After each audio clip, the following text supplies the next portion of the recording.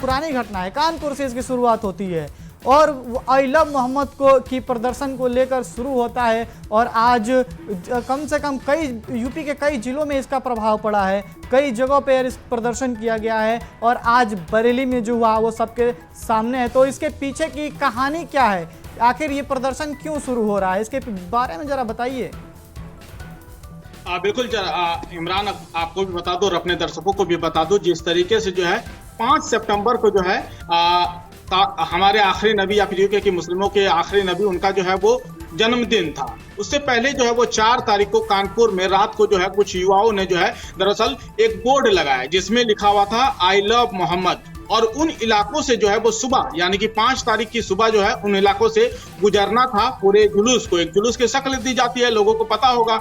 इसी दौरान जो है रातों रात जब इसमें जो है हिंदूवादी लोगों ने जो इसका विरोध जताया और कहा कि अब जो है कोई नया ट्रेंड यहाँ पर शुरू हम करने नहीं देंगे, तो इससे जो है पुलिस की शिकायत की गई। पुलिस ने जो है लोगों को हटाने के लिए कहा। जब उन लोगों ने उस बोर्ड को नहीं हटाया तो उसके बाद जो है फिर उसके बाद उन लोगों को जो है वो गिरफ्तार कर लिया, क्योंकि सभी जो है वो युवा थे। देखते ही देखते जो है ये बवाल पूरे देश में जो है वो धीरे धीरे बढ़ता गया। सबसे पहले इसका विरोध जो है वो बरेली से हुआ था। दरअसल बरेली में जो वो दरगाह है, आला हजरत दरगाह, वहां से जो है बाकायदा वहां के जो देखरेख करने वाले हैं, जो वहाँ के हेड हैं, उन्होंने जो है बाकायदा इसका जो है वो सबसे पहले विरोध किया था। उसके बाद हमने देखा कि कैसे जो है उसकी आग, अब उसका विरोध जो है वो धीरे धीरे उत्तराखंड चला गया, उसके बाद जो है वो बाकी शहरों में चला गया, बनारस चला गया। मतलब देखते ही देखते जो है आप देखिए उन्नाव की घटना याद कीजिए कि कैसे जो वो उन्नाव में आई लव मोहम्मद का पोस्टर लेने के बाद जो है वहां पर लाठीचार्ज हुआ था एक दिन। उसके बाद जो है अब धीरे धीरे इसी कड़ी में, चूंकि उसके बीच में जो वो जुमा एक बार आया था, लेकिन उसके बाद आज चूंकि जुमे के दिन था तो आज जो है वो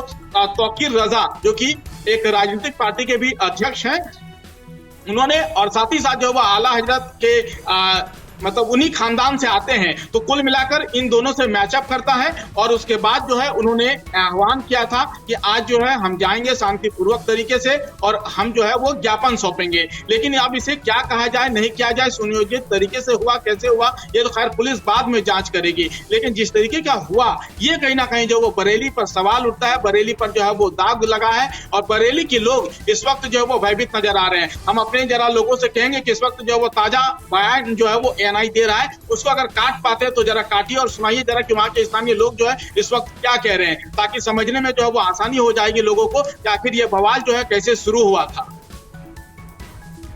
बिल्कुल तुफैल जी, लेकिन एक सवाल इसमें यह भी आता है कि हर जो आज पूरा दिन प्रदर्शन हुआ, लाठीचार्ज हुआ, इसके पीछे एक ही नाम आ रहा है, तौकीर रजा। तो जावेद जी हमसे जुड़े हुए हैं, बरेली से सीधे जुड़े हैं, तो जावेद जी से हम जानेंगे कि आखिर हर इस क्या प्रदर्शन के पीछे, लाठीचार्ज के पीछे आज जो भी हुआ बरेली में, उसमें तौकीर रजा का नाम आ रहा है। तो तौकीर रजा है कहाँ? तौकीर रजा के बारे में क्या खबर है आज?